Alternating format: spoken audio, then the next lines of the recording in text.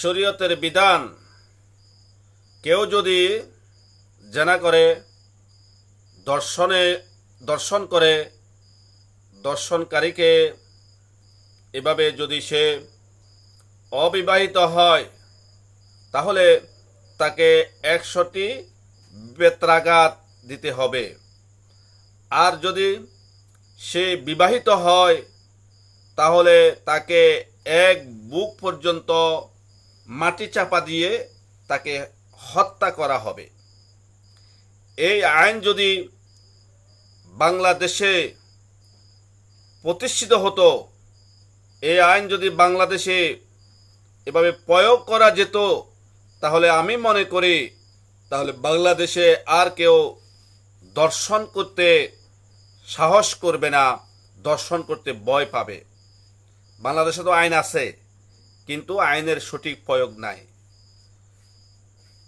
কোনো মানুষ, কোনো মিডিয়া এমন রয়েছে, আজকে যদি দর্শকের আইন প্রয়োগ করা হয় মৃত্যুদণ্ড, তখন তারা এভাবে তাদের দরদ জেগে উঠবে, তখন তারা মানবাধিকার লঙ্ঘিত হওয়ার কথা বলা শুরু করবে। কোথায় যাবেন? কোথায় যাবেন? আজকে অনেক মানুষ নারী নির্যাতনের কথা বলে, শিশু নির্যাতনের কথা বলে। আজকে এভাবে শিশুদের পক্ষে অবস্থান নিয়েছে বিভিন্ন মিডিয়া, বিভিন্ন এভাবে আপনার মানুষ আজকে দর্শনের শিকার ব্যক্তির পাশে দাঁড়িয়েছে।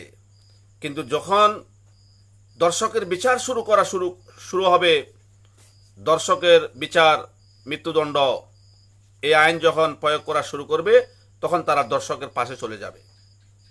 দর্শক কিভাবে পার পায়? কিভাবে দর্শন করে পার পায়? দর্শকের কোনো দল নাই, দর্শকের কোনো পরিচয় নাই। দর্শকের একটাই পরিচয়, সে অপরাধী। আর অপরাধীর বিপক্ষে আমরা সকলে অবস্থান নিতে হবে।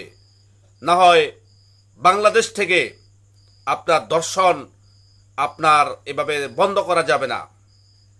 আমাদেরকে ঐক্যবদ্ধভাবে দর্শনের বিরুদ্ধে কথা বলতে হবে। যে এলাকায় দর্শন হবে, সে এলাকায় আপনার তাকে এভাবে তার সর্বোচ্চ সাজা এভাবে প্রয়োগ করতে হবে। প্রশাসনিকভাবে তাকে আপনার প্রশাসনের হাতে তুলে দিতে হবে। প্রশাসন তাকে আপনার সর্বোচ্চ সাজা প্রয়োগ করে। সকলে ভালো থাকবেন, সুস্থ থাকবেন।